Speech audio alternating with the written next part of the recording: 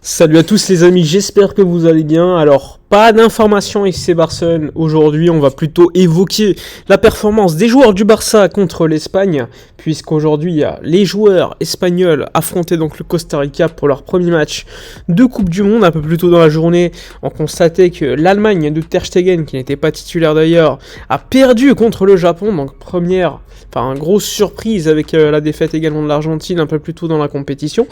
Alors, concernant le match des Espagnols, alors tout d'abord, côté Barça, il y avait beaucoup de joueurs barcelonais titularisés. Ferran Torres en attaque notamment, Pedri, Gavi, Busquets, donc le milieu de terrain du Barça titularisé également.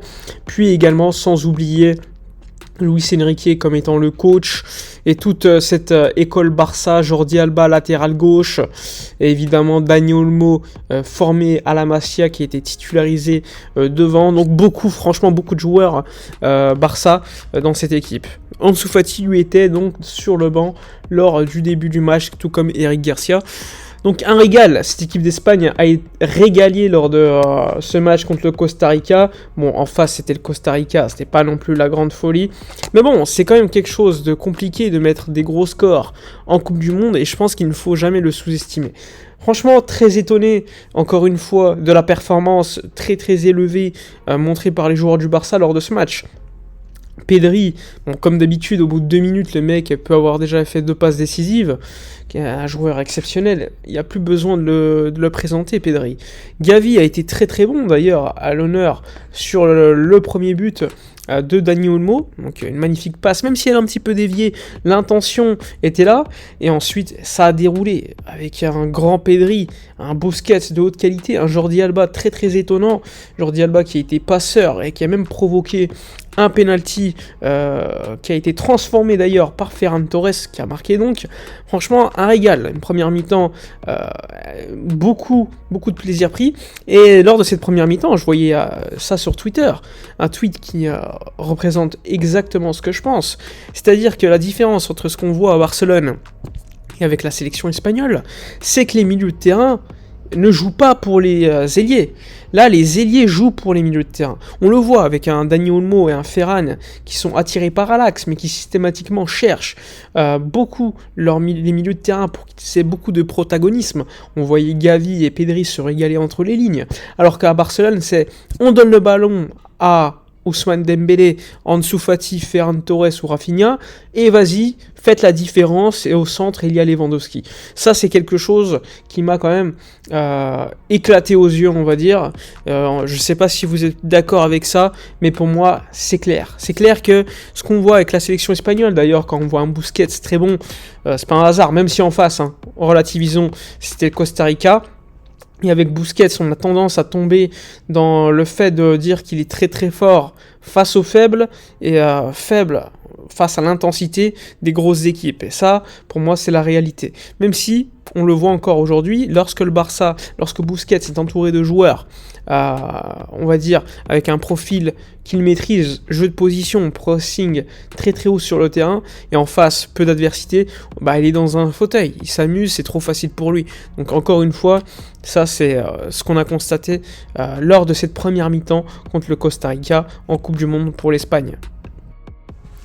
Avec une seconde mi-temps du même acabit, avec une Espagne largement dominante par rapport à une équipe du Costa Rica. En seconde mi-temps, Ferran Torres a mis un second but, ce qui fait depuis 1934 le plus jeune joueur à faire un doublé pour la sélection espagnole en Coupe du Monde, donc assez dingue. Et après, ça a fait tourner, on a même pu voir les débuts de Alejandro Balde avec l'équipe première sélection nationale A, avec l'Espagne, quand même assez dingue en Coupe du Monde, premier match, et c'est un match de Coupe du Monde pour Alejandro Balde, qui est très bien rentré, qui a fait une entrée, encore une fois, très explosive, on voit très bien ses qualités, capable de gagner des mètres avec le ballon, très rapide, d'attaquer l'espace, assez rapidement, on l'a vu en valeur, d'ailleurs, il est sur le 5e but espagnol, qui va partir de sa part, dans son camp, il va gagner beaucoup de mètres, pour servir Morata, qui va faire un centre pour Gavi, qui va marquer le 5e but espagnol, donc un magnifique but d'ailleurs, ce qui fait de Gavi le plus jeune joueur depuis Pelé à marquer en Coupe du Monde, ce qui est complètement dingue, encore une fois, des statistiques de précocité qu'on n'a pas vu depuis des décennies, ce qui démontre encore une fois la force de cette sélection espagnole et de ces jeunes. Heureusement, à Barcelone, on peut avoir autant de jeunes de qualité. On pense à Baldé qui a été formé au club, tout comme Gavi, Pedri qui est venu assez jeune de Las Palmas. Bon, il avait encore 16 ans, ce qui est complètement fou de voir des joueurs maintenant performer à ce niveau. Alors même si en face, encore une fois, c'est le Costa Rica, ça reste un match de Coupe du Monde où tout peut se dérouler. Et franchement, assez impressionné de voir cette génération, ces jeunes, nous avoir pondu une telle performance aujourd'hui avec la sélection espagnole. Donc beaucoup de satisfaction. Oui, c'est l'Espagne qu'on connaissait, dominante avec le ballon, qui a beaucoup d'occasions. Et franchement, là, l'adversaire ne pouvait rien faire du tout. Unai Simon, je ne sais même pas s'il a fait un arrêt. Le point négatif, aujourd'hui, ça sera l'absence d'Ansu Fati qui n'est pas rentré. Ansu Fati qui n'est pas rentré, Nico Williams lui est rentré. Je pense que ça veut dire beaucoup de choses. Luis Enrique en conférence de presse l'avait dit, s'il sent qu'Ansu n'est pas prêt pour performer à haute intensité, eh bien il ne jouera pas titulaire. Et là, on ne le voit même pas entrer en jeu, ce qui est assez inquiétant. Après, on peut se dire, bon, le match voulait ça, mais la réalité, c'est que Nico Williams s'est passé devant lui. On a même vu Carlos Soler et pas lui. Donc franchement, c'est quand même assez inquiétant concernant Ansu. Moi, j'aurais bien voulu le voir. Franchement, c'était le moment pour le voir. Là, l'adversité était plutôt faible. Mais bon, les circonstances du match ont fait qu'on a fait rentrer pas mal de... Enfin, l'Espagne a fait rentrer pas mal de joueurs comme Carlos Soler. On a fait sortir Busquets, on a vu Koke rentrer. Donc peut-être que si c'était un match coup près un peu plus difficile, peut-être qu'Ansu serait rentré. Mais là, tu vois Nico Williams passer devant lui. Dani Olmo jouer beaucoup de minutes. Enfin, franchement, c'est assez triste de ne pas avoir vu Ansu Fati. Donc à suivre la gestion d'Ansu. Et franchement, je suis pas rassuré de ne pas l'avoir vu rentrer lors de ce match contre le Costa Rica. Donc voilà pour le débrief assez rapide de cette performance de l'Espagne contre le Costa Rica un peu plus tôt dans la journée. Les Marocains avaient fait match nul contre la Croatie.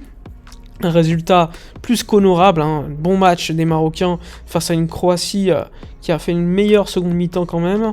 Le Japon qui a battu l'Allemagne, assez impressionnant. Et l'Espagne qui écrase le Costa Rica, qui se place aujourd'hui comme une nation quand même très bien placée pour la suite de la compétition, même s'il y aura un match contre l'Allemagne qui va valoir un pesant de cacahuètes assez élevé. Voilà pour la vidéo du jour. N'hésitez pas comme d'habitude à liker, commenter, partager, à dire ce que vous avez pensé des performances des joueurs du Barça aujourd'hui. Moi je vous dis encore une fois à la prochaine, et d'ici là, comme d'habitude, portez-vous bien.